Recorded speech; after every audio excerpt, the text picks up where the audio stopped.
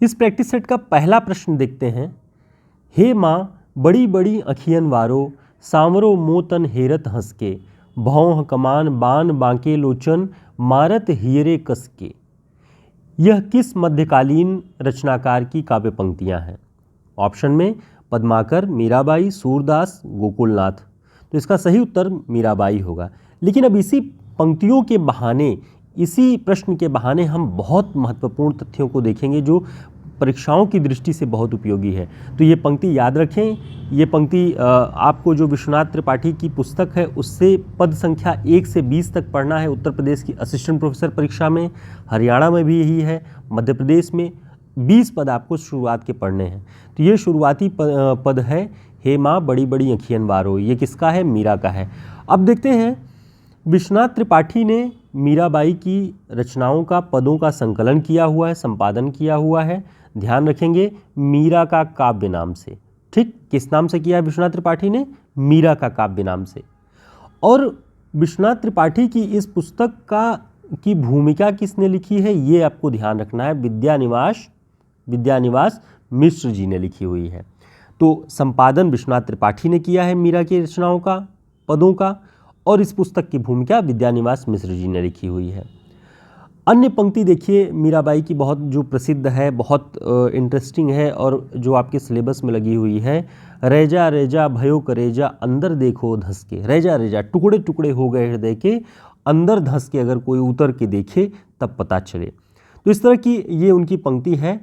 अगला प्रश्न है, मैं गिरधर के घर जाऊं। ये पंक्ति है, मैं गिरधर के घर जाऊं, जहां बिठावें तितहीं बैठूं, बेचे तो बिक जाऊं। कृष्ण भक्ति संबंधी यह पद किसके द्वारा रचित है?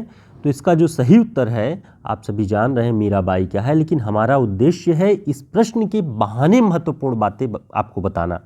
तो उसके लिए तैयार रहें और अच्छे से इन पंक्तियों को ध्यान में रखें कि विश्वनाथ त्रिपाठी जी ने अपने इस संपादित पुस्तक में मीरा के बारे में, मीरा के पदों के बारे में क्या कहा है। उन्होंने लिखा है कि मीरा की जो भक्ति भावना है वो उतनी वैयक्तिक या एकांतिक नहीं है जितना प्रायः समझ लिया जाता है। लोगों का ध्यान इस ओर कम गया है कि तुलसी कबीर के समान मीरा में भी दुष्टों और भक्त विरोधियों के प्रति घृणा का भाव है।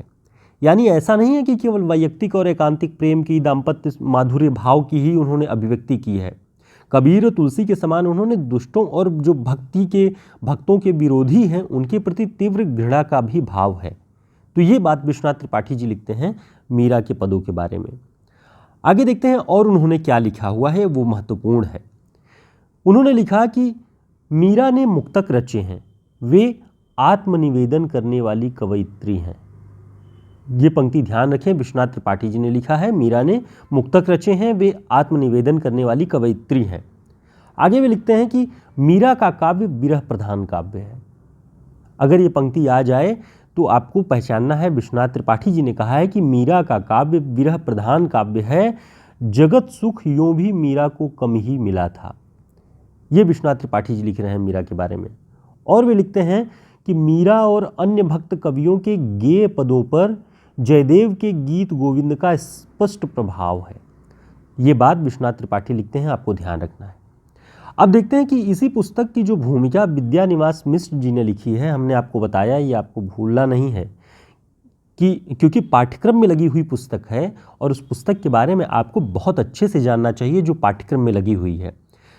तो मीरा का काव्य पुस्तक की भूमिका लिखी है विद्यानिवास मिश्र जी ने। वे लिखते हैं, मीरा के काव्य में विछोह की तड़पन ही ज़्यादा है, मिलन के सुख का वर्णन अपेक्षाकृत बहुत कम है। तो मीरा के काव्य में विछोह की तड़पन ही ज़्यादा है, ये आपको ध्यान रखना है, विद्यानिवास मिश्र जी ने कहा है। आगे वे लिखते हैं, मीरा के काव्य में रहस्यानुभूति का रंग गहरा है, कहीं कहीं तो गिरधर या सांवरिया के स्थान पर राम ला देने पर लगेगा कि यह कबीर का अनुभव है। ये बहुत बड़ी बात विद्यानिवास मिश्र जी ने लिख दी है कि और ये बात आगे चल के विश्वनाथ त्रिपाठी जी भी इसी पुस्तक में लिखते हैं कि मीरा के काव्य को पढ़ के, समस्त पदों को पढ़ के कोई स्पष्ट रूप से ये नहीं कह सकता कि ये सगुण भक्त कवि हैं या निर्गुण भक्त कवि हैं। इसलिए क्योंकि निर्गुण और सगुण दोनों के तत्व बराबर मिलते रहते हैं। ठीक, इसीलिए इसमें कहा गया है कि सांवरिया या गिरधर अगर हटा के आप राम कर दें तो ऐसा लगेगा कि कबीर का कोई पद है ये। ऐसा निर्गुण भाव भी दिखाई पड़ता है। चूंकि कृष्ण के लीला रूप का, कृष्ण के माधुर्य भाव को उन्होंने ग्रहण किया, इसलिए सगुण भक्ति के अंतर्गत उनकी गणना की जाती है, माधुर्य भाव है। लेकिन ये बात विद्यानिवास मिश्र जी कहते हैं, और ये बात किस आधार पर कहते हैं? कहते हैं कि एक ओर वह संत रैदास की शिष्या हैं और उनके आध्यात्मिक अनुभव में निराकार रूप व्याप्त है, दूसरी ओर वह सगुण कृष्ण की साकार प्रतिमा है। यानी जिस रैदास की वे शिष्या हैं उनके आध्यात्मिक अनुभव में निराकार रूप व्याप्त है, और दूसरी ओर कृष्ण के सगुण भक्ति को लेकर के मीराबाई के पद पूरे लिखे ही गए हैं। तो इस तरह से सगुण और निर्गुण, निराकार और साकार दोनों भक्ति संबंधी पदों की ध्वनियाँ इसमें सुनाई पड़ेंगी। आगे विद्यानिवास मिश्र जी लिखते हैं कि वस्तुतः हिंदी काव्यधारा के इतिहास में मीरा और कुछ हद तक अपने थोड़े पदों में सूर सेतु का काम करते हैं। भक्ति काव्यधारा के इतिहास में मीरा और कुछ पदों में सूर सेतु, पुल का काम कर रहे हैं। किसमें? साकार और निराकार के मिलन का क्षितिज तैयार करते हैं। ऐसा लगता है कि मीरा और सूर के पद साकार और निराकार के बीच में एक पुल, एक माध्यम, एक संवाद का रास्ता तैयार कर रहे हैं।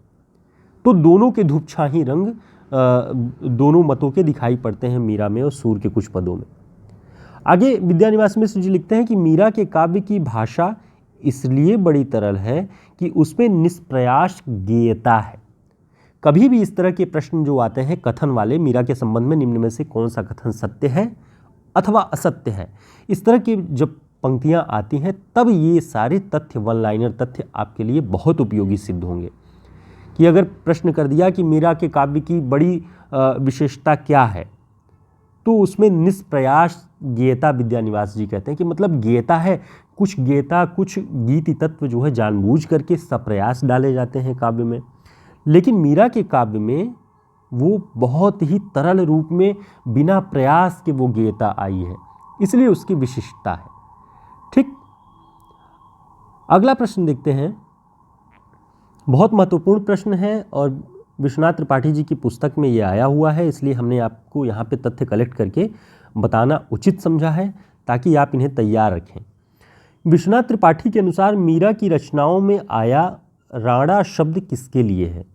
ऑप्शन: मीरा के देवर विक्रमाजीत सिंह, मीरा के पति कुंवर भोजराज, मीरा के पिता रतन सिंह और राणा सांगा। कौन सा इसका उत्तर सही होगा? किसके लिए राणा शब्द का प्रयोग मीरा ने बार बार किया है? तो विश्वनाथ त्रिपाठी जी के अनुसार इसका सही उत्तर है मीरा के देवर विक्रमाजीत सिंह। वो लिखते हैं कि जिस समय मीरा के पिता रतन सिंह की मृत्यु हुई और इनके जो पति थे भोजराज, उनकी जब मृत्यु हो गई तो मीरा निस्सहाय हो गई, असहाय हो गई। और उस वक्त जब उन्हें कृष्ण की भगवत भक्ति में उनका मन लीन हुआ, साधुओं के साथ संगत में वो बैठने लगी, कृष्ण के भक्ति पद गाने लगी, तब अपने कुल की मर्यादा के खिलाफ विक्रमाजीत सिंह ने जब ये समझा तो उन्हें विष देकर मारना चाहा, उन्हें अपमानित किया, उन्हें प्रताड़ित किया। इसलिए विश्वनाथ त्रिपाठी जी ने बहुत अच्छे से इसको तथ्यात्मक ढंग से बताया कि भोजराज की तो मृत्यु हो चुकी थी, विधवा हो चुकी थी मीरा, तो भोजराज का तो कोई प्रश्न ही नहीं उठता कि वह राणा के रूप में उनकी कविताओं में उन्हें प्रताड़ित कर रहे हैं, उन्हें विष पिला रहे हैं। तो ये काम उनका देवर विक्रमाजीत सिंह करता है। ठीक, ये ध्यान रखेंगे आप। आगे ये तथ्य और महत्वपूर्ण है आपके लिए, जो कि जानना चाहिए कि मीरा के पति का नाम क्या था, आपको ध्यान रखना है, कुंवर भोजराज सिंह। ये मेवाड़ के राणा सांगा के पुत्र थे, ये बात ध्यान रखें आप, बहुत महत्वपूर्ण है। कुंवर भोजराज सिंह इनके पति थे, मेवाड़ के राणा सांगा के पुत्र थे। मीरा का देवर विक्रमाजीत सिंह ही उनकी रचनाओं में आया वह दुर्जन व्यक्ति है जिसने उन्हें सदैव प्रताड़ित किया। अगला पॉइंट है, मीरा की ननद का नाम ऊदा था और ऊदा उनके पदों में कई जगह आया है। ऊदा उन्हें समझाती है कि भाभी इस तरह से क्यों कर रही हो, साधुओं के संगत में बैठना हमारे कुल की मर्यादा के खिलाफ है, तुम मान क्यों नहीं जाती, तुम वापस क्यों नहीं लौट जाती। तब उसे समझाते हुए मीरा के कई सारे पद हैं कि तुम जाओ अपने महलों में, वहाँ के सुख का भोग करो, मुझे छोड़ दो मेरी अवस्था पे। इस तरह की कई सारे पद आप देखेंगे तो मीरा के पदों में मिलता है। मीरा के ये सभी तथ्य आपको जो अभी तक हम बता रहे थे, मीरा का काव्य नामक जो पुस्तक है उसके संपादक विश्वनाथ त्रिपाठी जी थे, विश्वनाथ त्रिपाठी जी हैं, उन्हें आप ध्यान रखें। और मीरा का जन्म मेड़ता में हुआ है, इसे ध्यान रखें। मीरा का जन्म कहाँ हुआ है? मेड़ता में, और उनके पिता का नाम रतन सिंह था। दोस्तों, आप सभी ने जो हमारे इस हिंदी साहित्य के शॉर्ट नोट्स को ऑर्डर किया, जो उससे पढ़ रहे हैं, उसमें कुछ हो सकता है कुछ कमियां हों। बहुत सारे लोगों ने कुछ सुझाव भी दिए, उनके सुझावों का स्वागत है, हम उस पर काम कर रहे हैं। आप सभी के लिए इसे और उपयोगी बनाने का पूरा प्रयास हम कर रहे हैं कि जो भी सुझाव आपके आए हैं इस नोट्स पे, उसे हम और कंप्लीट करके इसे और बड़ा और विस्तृत रूप दे सकें, ताकि किसी भी प्रतियोगी परीक्षा के लिए जब आप इस नोट्स को उठाएं तो वो आपके लिए उपयोगी हो, एक प्लेटफॉर्म हो जहां से आपको सारे प्रश्न, उपयोगी प्रश्न, स्तरीय प्रश्न मिल सकें। बाकी एक दो शब्दों वाले प्रश्न तो आपके पास बहुत सारे प्रैक्टिस सेट होंगे। हम शुक्ल जी की पुस्तक, बच्चन सिंह की पुस्तक और जो रचनाएं लगी हुई हैं, उन सभी के आधार पर आपको ये सारे तथ्य उपलब्ध कराते हैं, बहुत मेहनत से, बहुत प्रयास करके, ताकि परीक्षाओं की दृष्टि से उपयोगी हो। उम्मीद है आपके लिए ये वीडियो मीरा से संबंधित जो पुस्तक विश्वनाथ त्रिपाठी जी की सिलेबस में लगी हुई है, उत्तर प्रदेश के असिस्टेंट प्रोफेसर परीक्षा में, हरियाणा में और मध्य प्रदेश में, उन सभी में ये आपके लिए बहुत उपयोगी होगा। हमारा प्रयास कैसा लगा, हमारे प्रयास आपको कितने स्तरीय लगते हैं, अपने कमेंट में, अपनी टिप्पणी में ज़रूर बताएं। फिर मिलेंगे एक नई क्लास में, तब तक के लिए नमस्कार, शुभकामनाएं।